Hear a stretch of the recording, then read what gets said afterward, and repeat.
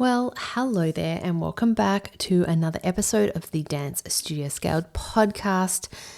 I'm super grateful to have you listening today, and hopefully this episode is enough to inspire you to just gently start thinking about what 2027 can look like. I'm going to start by asking you a question. Imagine that someone just handed you the keys to a dance studio today. But not just any studio, your studio. But imagine you were walking into it for the very first time. So you've just been employed as the new CEO. You don't have any emotional attachment. You weren't there when that class started 8 years ago. You don't know why the teachers teach Mondays instead of Tuesdays. You weren't involved in pricing decisions, the timetable changes, or the systems that have slowly evolved over time. I want you just to imagine you're simply walking in with one job, and that's to understand the business. What is it that you think you'd notice? Would you keep all the classes? Would you keep all the teachers and keep them in their same role? Would you organize the timetable exactly as it is today? Would you communicate with parents the same way? Would you have the same pricing, or would you have the packages or the discounts? Would you keep every process exactly as it is? Or would you start quietly making some notes? Because here's what I think happens to all of us. The longer we own a business, the harder it becomes to actually see it. We become so familiar with everything that we stop questioning it. We stop noticing the little things, the opportunities, the inefficiencies, the habits, the bottlenecks, the things that we've accepted simply because they've always been there. It's like we just don't know any better, or we don't know any different.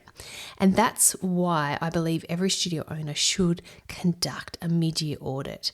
And it's not necessarily because there's something wrong. It's not because something's failed.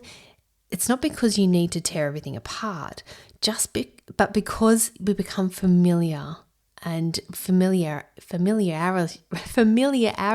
creates blind spots. But here's the thing though, I'd love for you to remember throughout today's episode that you can't improve what you've stopped noticing. So I think July is such an interesting time of year. For some studio owners, I know you are still feeling that need to settle in for the year.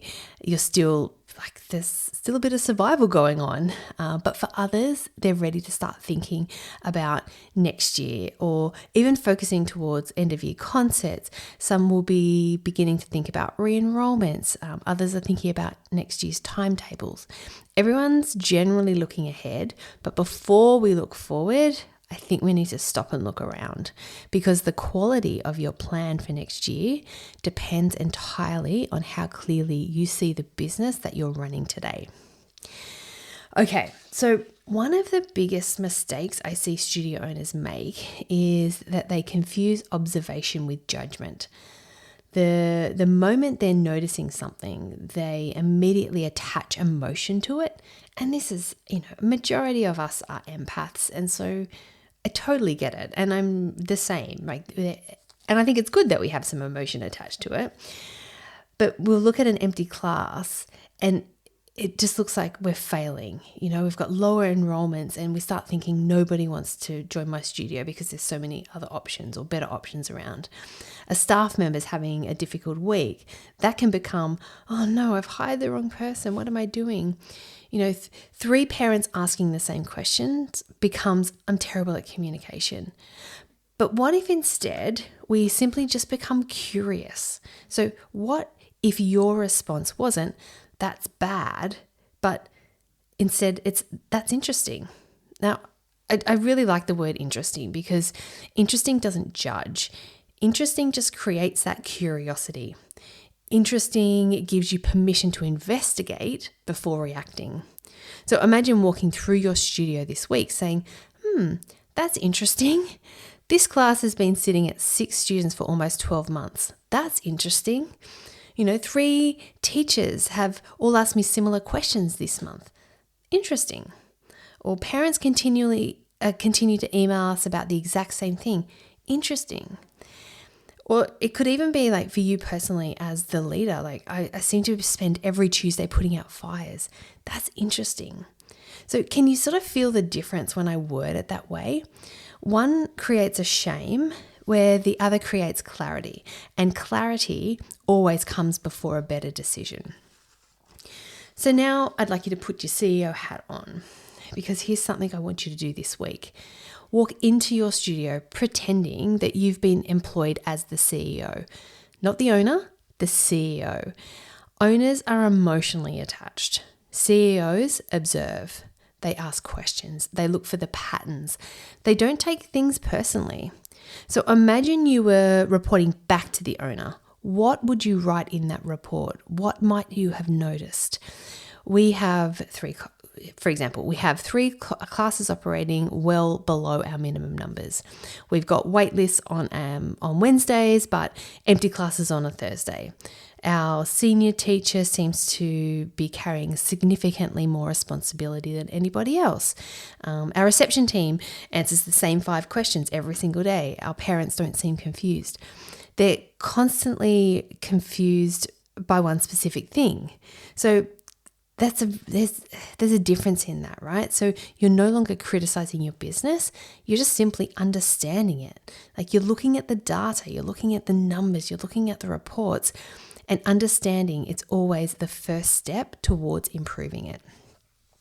Okay, let's start with audit number 1, which is the most obvious one. Also, as we move forward with this episode, I don't want to overcomplicate it for you. So I'm just going to give you the main ones, the 4 main ones to sort of focus on to get started. So the first thing is your numbers. Now, before you switch off because you think, oh, this is going to become an accounting lesson, don't worry. I'm not talking about spreadsheets. I'm talking about the stories, because numbers tell stories, right? Revenue tells a story. Retention tells a story. Wait lists will tell a story. Attendance tells a story. Ask yourself, which classes are consistently full and why? Which programs have quietly declined over the past 2 years? And why? Like, where do students stay longest? When do they leave? Which age group seems to be easiest to enroll? Which ones require more effort? Don't look at your numbers to judge yourself. Just look at them to understand your business, because numbers don't have opinions. They simply reveal what's happening. And also the other thing with that is it can change. What's working so well for 1 year, maybe even 2 years in a row, all of a sudden stops working. It's not that you're doing something wrong. Things have shifted, but you have to be aware. One thing I learned years ago when I owned my own studio was that I could usually predict where my next opportunity was hiding, and it was just simply by paying attention to the data. So not so much guessing, not relying on how I felt. So that was another big shift when I removed my feelings, my ego, and I just started looking at the evidence, because sometimes I'd realize I'd be spending enormous energy trying to grow in an area that simply wasn't resonating just because I might have loved it or I really wanted it. Meanwhile, another program was quietly thriving with very little attention. And if I hadn't stopped and looked, I would have completely missed it. Numbers, they don't always tell you what to do, but they'll often tell you where to look. And one thing that I will encourage my mastermind girls to remember is this: your numbers don't care how hard you've worked. And I don't mean that to sound harsh. I just mean sometimes we convince ourselves that because we've put so much effort into something, it deserves to continue. And this is tough. This is a tough business revelation to come to, where we've invested in the costumes, we've found the teacher, we've promoted the class, we've kept it running because surely next term will be different. But businesses don't grow because we become emotionally attached to ideas. They grow because we become willing to look honestly at what's working and what isn't. That doesn't mean making knee-jerk decisions, because sometimes you do have to give new ideas, new opportunities time So it's a very fine line, but it just means that you're paying attention, because sometimes the class that needs to close is creating the space for a class that's waiting to grow. And sometimes the program you're holding on to is preventing you from saying yes to something much better. Again, this isn't a judgment. This is just observation. Okay, audit number 2 is your timetable. Now, if you've been around my circle for a while, you'll know that I love timetabling. I know it's quite rare in our industry, but I love it. I look at it as a game. I look at it as a puzzle, and just being able to improve it and just knowing the power that it actually has. Because when you look at a timetable, it tells the story of your business. If I looked at your timetable today, I could probably tell you where your priorities are. I'd probably identify your busiest teachers. I could probably see where you're making money. I could probably identify your bottlenecks. I could possibly even tell you why decisions were made years ago and simply have never been revisited. So here's the question that I'd love you to ask yourself. If I was building this timetable from scratch today, would I build it exactly the same way? Not, can I make a few little tweaks? I mean, would I genuinely design it this way? Or am I carrying decisions on from 5 years ago? Maybe a class only exists because one family asked for it years ago. Maybe 2 classes should actually become 1. Maybe you've got teachers traveling back and forward between rooms when they don't need to. Maybe you've got a room sitting empty during one of your busiest afternoons. Or maybe you've got a wait list on a day while another day struggles. It's amazing what you notice when you stop looking at the timetable as something that's fixed and start looking at it as a living document. And then one that's then allowed to evolve. And I will often say to studio owners, like, don't become loyal to your timetable, become loyal to your vision, because your timetable exists to support your business and not the other way around. Which I get is really tricky. An activity that I do get some studio owners to do is, if we're starting from scratch and, I haven't had to play around with their timetable, I say build out your absolute most perfect idea of a timetable. So disregard venue, disregard how many studio spaces you have, disregard the teachers, just build it out how you would want it, how you think the best flow would be for your studio, how it works for you as the studio owner. Maybe you're juggling a few things at once. Maybe you've got children. Maybe you're a carer. Maybe you have another job. That's a really good place to start, because once you remove all the reasons why you can't, you get done exactly what you want. Then you can start working with them what you have. So that's a fun little activity if you wanted to give that one a go. All right. Oh, and a side note, timetabling, it's about to get serious. So, if you're ready, over the next couple of weeks, I'll be going into more detail, because it's time to start playing with our timetable for 2027. All right. Not wanting to scare you or put any extra pressure on you. Let's move on to audit number 3. The next thing I would focus on is your team. Now, before you panic, again, this isn't judging your team. It's just about understanding them. So as leaders, it's very easy to become focused on who's doing what wrong, instead of, I'd love you to ask some different questions, right? So who's absolutely thriving right now? Who's growing in confidence? Who's taking initiative without being asked? Who's becoming someone that you can rely on? And ask yourself the opposite. Who seems stuck? Who might needs more support? Who's carrying too much, too little? Where are my strongest people spending their time? And could they be contributing in an even bigger way? And here's another question, one that I ask myself often, is where am I becoming the bottleneck? Because if every decision still comes through you, if every parent email still lands in your inbox, if every staff member needs your approval before moving forward, then perhaps the biggest opportunity isn't your team. Perhaps it could be you, where you're sitting within your leadership. Sometimes we think our team needs more training when really they need more trust or clearer expectations or better systems or permission to make decisions.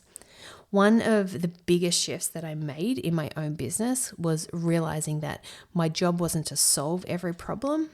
It was to build the right people who could solve the problems without me. And realistically, that's where scaling begins. If that's your goal with your business is to scale, that's a good place to start. All right, then moving on to audit number 4, and this one is about you. Because the most important audit of all is you, and is the one that most studio owners will skip because it's much easier to analyze a spreadsheet than it is to analyze ourselves. Let's be real. So I'd encourage you to spend some time reflecting on questions like these. Now, if you do have a pen and paper ready, now you can start writing this down. Otherwise, just come back and revisit this because it's really important to ask yourself these questions. First one, what part of my business currently feels heavy? What part feels exciting? What conversations am I avoiding? What decisions have I delayed? Where do I feel confident? Where do I feel uncertain? What drains my energy every single week? And equally as important, what gives me energy? Because your business shouldn't only be profitable, it should be sustainable. And I think so many studio owners have become incredibly good at carrying things, carrying responsibility, carrying your staff and your team members, carrying parents, carrying students, carrying problems. But somewhere along the way, we stop asking whether we should still be carrying them. Sometimes the most valuable outcome of a mid-year audit isn't changing your business, it's changing what you choose to carry. So you want to be looking for patterns and not for individual incidences. So here's probably the biggest mindset shift that I want you to leave with today is don't make decisions based on incidents. Make decisions based on patterns. One parent complaining is an incident. 5 parents asking exactly the same question, that's a pattern. One teacher having a difficult week, that's life. 3 teachers feeling overwhelmed, well then that's worth investigating and putting some time in. One class with low numbers could happen for a lot of reasons. Several classes across the same age group or maybe with the same teacher declining, that's then a trend. So patterns need your attention, where incidents, they just deserve a little bit of perspective. So just have a look at why.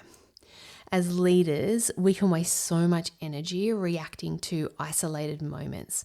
Instead, ask yourself, is this something that happens once or is this something that consistently happens? And that question alone will save you countless hours of unnecessary stress. Okay, now I want to say you need to resist the urge to try and fix everything, because here's where a lot of audits will go wrong.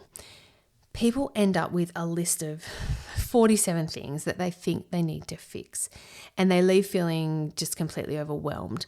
And I don't want you to do that, because awareness doesn't require immediate action. Sometimes awareness just simply allows you to prioritize. So instead, ask yourself one question: what's the one improvement that would make everything else a little bit easier? Not the easiest thing, the highest leverage thing. Maybe it is reconstructing your timetable. Maybe it's introducing a new system. Maybe it's having one difficult conversation that you've been avoiding. Maybe it's changing your communication with your parents. Maybe it's finally reviewing your pricing. One decision, one improvement, one step. Momentum isn't created by doing everything all at once. It's created by doing the right thing first. Okay, so your challenge for this week.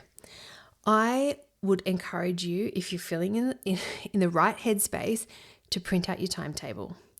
Print out your enrollment numbers. print out your teacher roster and grab a notebook. Walk into your studio this week pretending that you've never seen it before. And I just want you to observe. I want you to look. I want you to listen. Don't judge. Just notice. Don't fix. Just be curious and ask the questions. Write things down. And every time you notice something, instead of saying, that's a problem, simply say, that's interesting. Because once you start looking through that lens, you'll be amazed at what you've been walking past for years. All right, I just want to leave you with one final thought. I hear many people saying, July is when you should be starting to plan for next year. You know that I agree with that. But there is actually something a little bit more important. July isn't just about planning. It's just time to start paying attention. It's just time to start putting a little bit of thought into what next year, or even the end of the year, next year is going to look like. Because the quality of your 2027 plan won't be determined by how creative you are. It won't be determined by how many new ideas you come up with. It will be determined by how clearly you understand the business that you're already running. Because remember, you can't improve what you have stopped noticing. So this week, I'm going to say, attempt to slow down, look again, become curious, notice those patterns, and trust that clarity will always come before confidence. Confidence will create control, and then control creates capacity. And it's capacity that gives you something that every studio owner is ultimately searching for, and that is choice. All right, it was a little bit of a longer episode today. Thank you so much for spending this time with me, and I hope it's encouraged you to just take a step back, look at your business through a fresh lens, and discover some opportunities that may have been hiding in plain sight. Now, if you've enjoyed this episode, I'd love for you to share it with another studio owner. And if you haven't already, make sure you subscribe so you never miss an episode. All right, until next time, keep leading with intention, keep building the business that you want to own. And remember, sometimes the biggest breakthroughs don't come from doing more. It just comes from seeing things more clearly.